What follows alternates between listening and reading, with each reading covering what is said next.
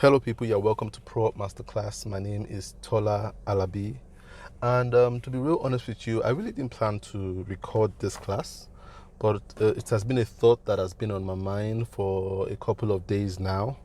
And I hope it's not going to end up being a rant, but at the same time, it's just a thought I want to share with my audience because I think it's a very important topic. And the topic I want to talk about today is a topic that is dreaded by a lot of people in today's world. Is one of the most dreaded things in today's society, and that is boredom. Boredom. It's I think it's one of the most dreaded things in today's society because it is the reason for the collapse of a lot of things. There are a lot of people out there that have collapsed marriages because of their their unwillingness to deal with what they consider boredom. So the marriages have become boring, and because of that, they kind of think, oh, I need to get out of here. This is not interesting anymore. There are people that have quit careers that have good potential because they feel it's not exciting every day. It's not a party at work every day. It's not exciting every day. There are some boring days. Then they quit the job. You understand? Because of some boring spells or because they don't enjoy every single thing they do at work. And I think ultimately the most saddening one is that a lot of people have quit life. A lot of people have quit on life because they feel life has become boring. There's nothing interesting, nothing exciting, nothing enthralling about life anymore, so they quit life and they've taken their own lives. And today I want to talk about boredom, and I want I think I'll put it as I would call this session the gift of boredom. It sounds contradictory, the gift of boredom, because very few people see boredom as a gift, especially in today's world of wanting to be entertained every single moment. So today's class we're going to talk about the gift of boredom. And I think this thought came about from a discussion I was having with a friend of mine, Yinka Adishason, and is also my business partner in TA Consulting. And we have discussions every week. We dedicate a day of the week to just sit down and talk. And I really I treasure my relationship with Yinka as a person because whenever we get to talk, which a lot of people don't get to do in today's world, like really get to sit down and talk with another individual and put your phones aside and just get to talk, it always leaves me thinking and ruminating about what we've spoken or what we've talked about. And we've been talking for years, and now we are more intentional about talking.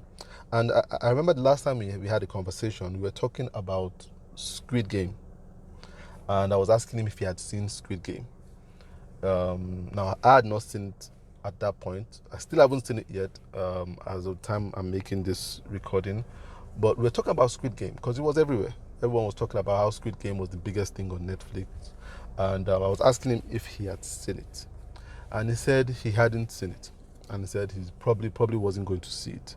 And I was asking him why, you understand? And he said something interesting. He gave a lot of reasons, but he said something interesting. He said, just watching 9 episodes, I don't know, 9 or 10 episodes, I'm not really sure what it is, of a particular series. And it was like that, like 9 hours or 10 hours of his time. And he was like, he felt he had other better things to do. And he said something, he said, even if he didn't have other better things to do, he just wanted to have the opportunity to be bored. And once he made that statement, it struck me. Because I never heard anybody put boredom as an opportunity. Boredom was something that I've always seen as something that people try to evade. You understand? My children tell me every time, oh, daddy, I'm bored, I'm bored, I'm bored. And I remember telling my parents when I was growing up too, oh, I'm bored. You understand? It was just something you had to do away with. And here was someone telling me he wanted the opportunity to be bored. And was saying the opportunity to be bored, to just be bored and just have his brain think about what to do, about what to create. And it was like an epiphany, because I now realized that boredom in itself, it's not a bad thing. Boredom in itself, it's the beginning of something good if we just allowed it to grow. I believe that the reason why a lot of people do not reach their creative heights, or cannot dig down to the depths of their creativity, is the refusal to be bored. The refusal to be bored. And it takes me back to when I was growing up as a young kid in Lagos, Nigeria. When I was like 6, 7, growing up with my two sisters, and we grew up in a flat.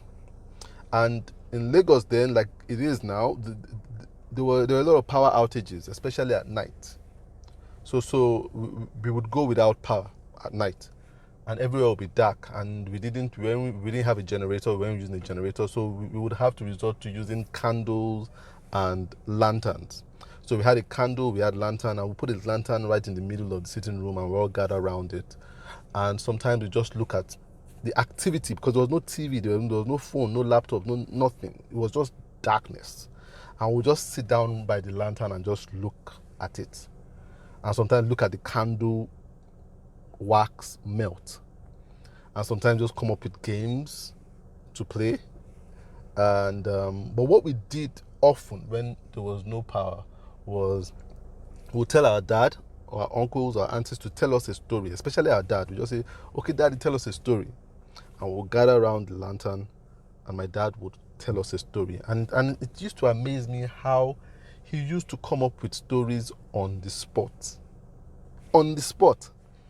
As in, he wasn't prepared to tell us a story, but he would come up with a story on the spot with a song in the middle of the story that would be catchy, and it will make us laugh. And think about it right now, how creative that is. As in, he would sit down and just come up with a story about a tortoise, about this, and it would be really interesting. And there would be a song. He would come up with a song.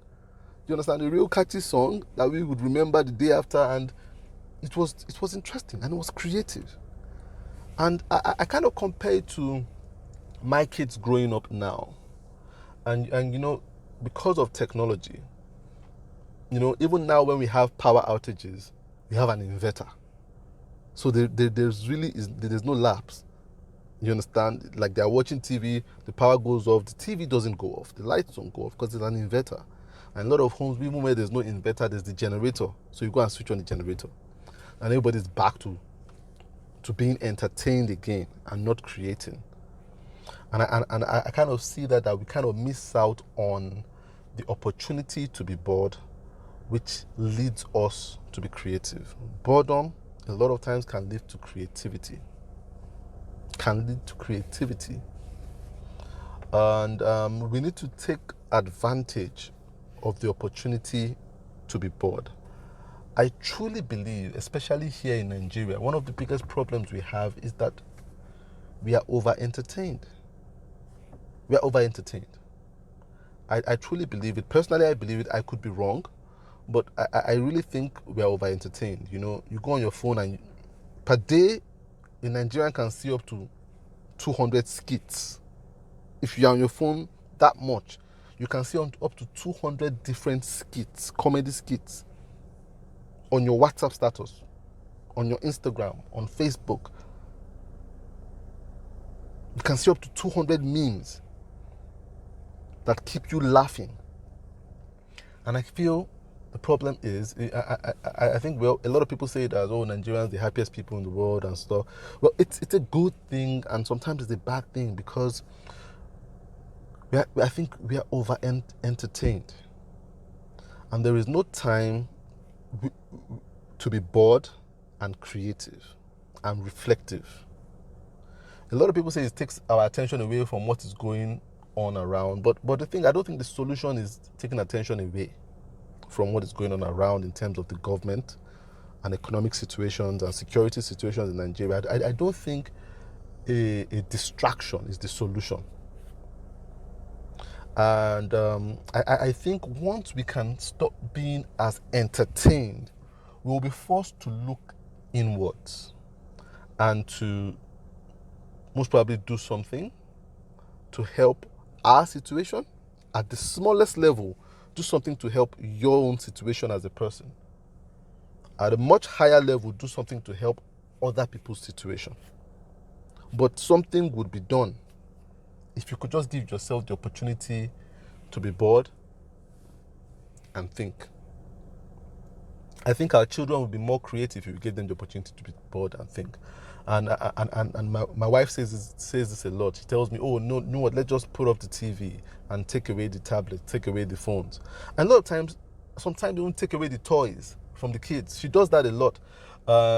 She takes away the toy, takes away the phone sometimes, and locks up the toy room. And it's amazing how the kids resort to doing more creative things.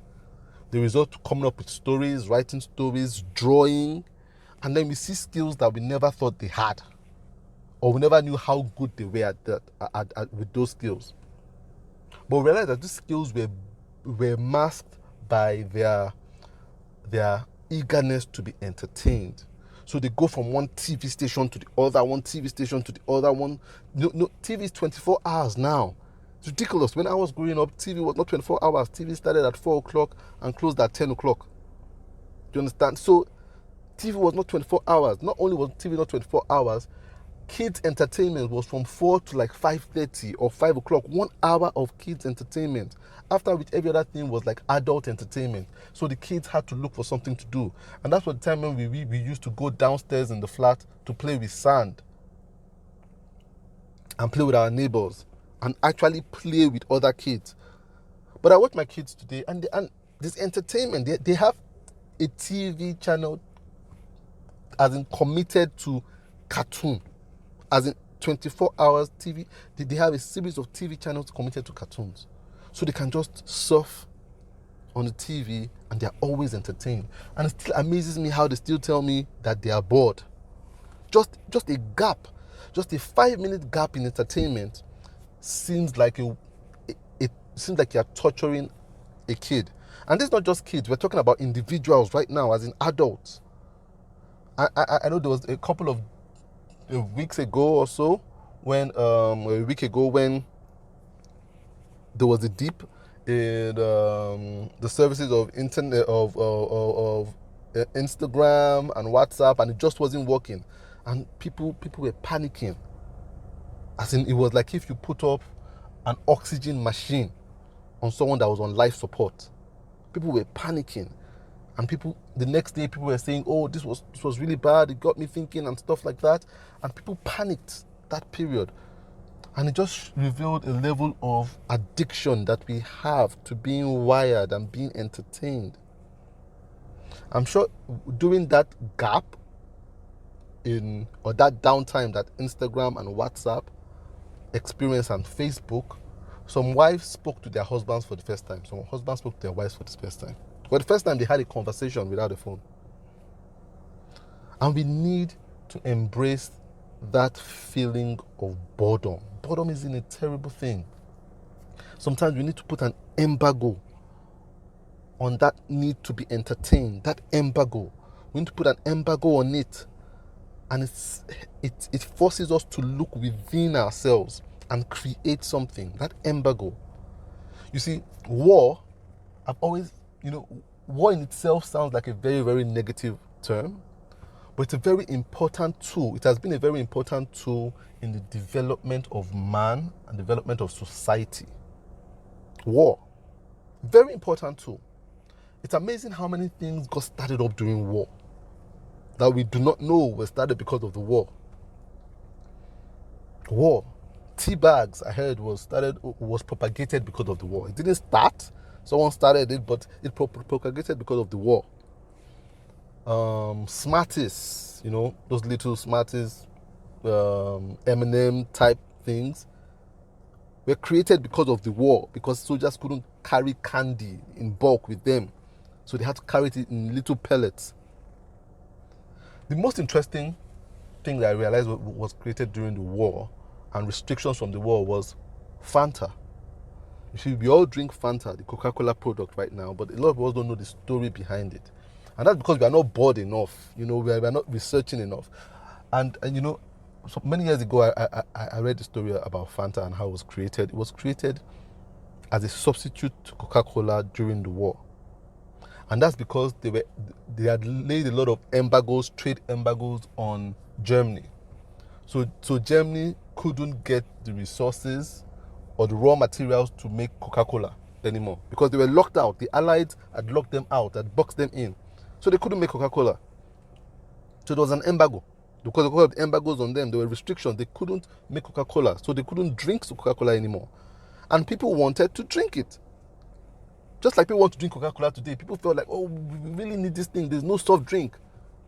And people were yearning for Coke. And of course, Hitler, the Nazi, they wouldn't have that. They were not going to give up their ground because of a soft drink. So Hitler said, you know what? We can't get Coca-Cola right now, so we are going to make our own. He gave them an assignment and said, look, we are going to make our own drink. We are not going to, look, we can't get Coca-Cola right now. And I know you guys are bored because you can't get your favorite soft drink. We are going to make our own internally. And they went into action and started thinking of what they could make and started sourcing for oranges that were available. Then they had it around them. They looked like, okay, we have oranges. What can we do with this? And they invented Fanta. It was a poor substitute at the time, but they developed it to the point whereby even after the war, Coca-Cola, it became a competition to Coca-Cola. That Coca-Cola had to now acquire it. And that's how Fanta came about today. It came about from the restriction, embargoes. So you must be able to put an embargo on your desire to be entertained at all times. It's our biggest restriction as Africans. The desire to be entertained at all times, every single time. It keeps us from creating. The most creative people are not entertained at all times. Have you ever thought of it? That the best script writers for movies don't spend their time watching movies. They don't spend their time watching movies. They're not on Netflix. The best artists don't spend their time looking at art. The best singers, a lot of them don't spend their time listening to music. A lot of them don't spend their time downloading music. You understand? There was an interview I was listening to. They were interviewing 50 Cent, the hip hop artist, and then he was really big at the time, and they were asking him about his process, and he said whenever he's working on an album, it takes time away and just goes away, goes to a hotel room. And it's not the first person I've heard say this. A lot of them say they just take time away, lock themselves up in a hotel room, and they don't listen to music. They don't listen to anybody's music, because he said if he's listening to anybody's music, he will start creating from that person's music. So he said he wants to dig deep down into himself and say what he has to say as a unique individual. And that's how he creates music. A lot of them don't spend time listening to music. The best film directors don't spend time watching films. So we need to embrace being bored and not repel it. Embrace being bored. That's what's going to bring the spice to your job. That's what's going to bring the spice to your marriage. That's what's going to bring the spice to your home. Just start turning off technology a bit and just allow yourself to be bored and think and reflect and introspective. And you'll be surprised with what you come up with in the long run.